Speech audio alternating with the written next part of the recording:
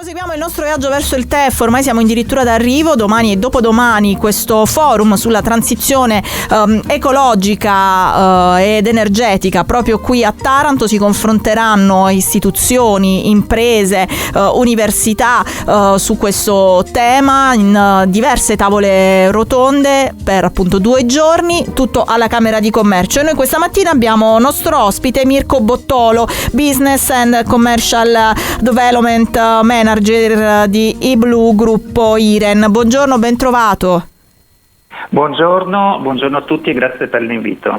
Dunque, perché avete scelto di aderire al TEF e come lavora la vostra azienda sul tema della sostenibilità ambientale? Innanzitutto l'evento è una straordinaria opportunità di incontro e confronto sui grandi temi europei legati alla sostenibilità e alla transizione energetica.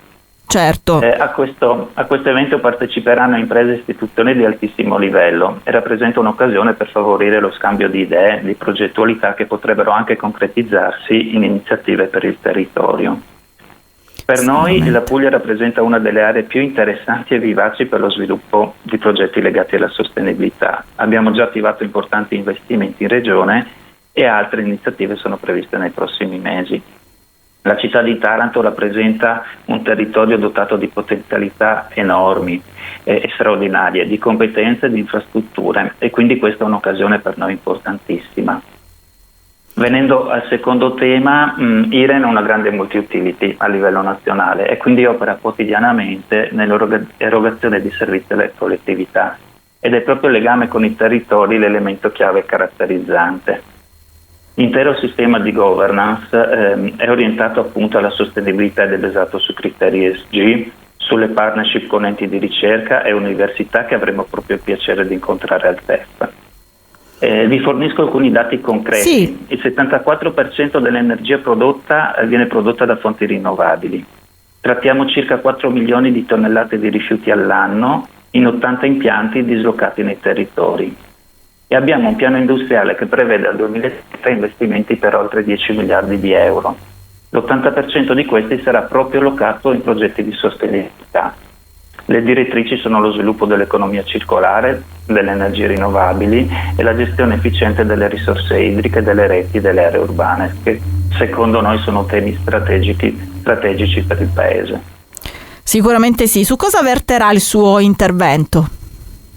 L'intervento verterà sull'esperienza di iBlu. iBlu è la società del gruppo che è attiva nella selezione del riciclo degli imballaggi in plastica da raccolta differenziata. Anche questo è un tema di grandissima attualità, in cui l'Italia è un'eccellenza a livello internazionale. Ecco, ci racconti come funziona, insomma, questa catena virtuosa?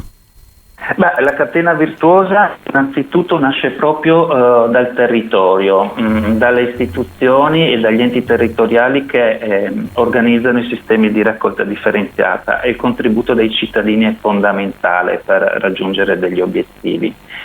Una volta effettuato questo servizio di raccolta, questi materiali, che io definisco risorse, non sono assolutamente dei rifiuti, dobbiamo abituarci a considerarli delle risorse, vengono portati in impianti come i nostri, nei quali vengono selezionati in diverse tipologie e destinati alla trasformazione in nuove materie prime circolari.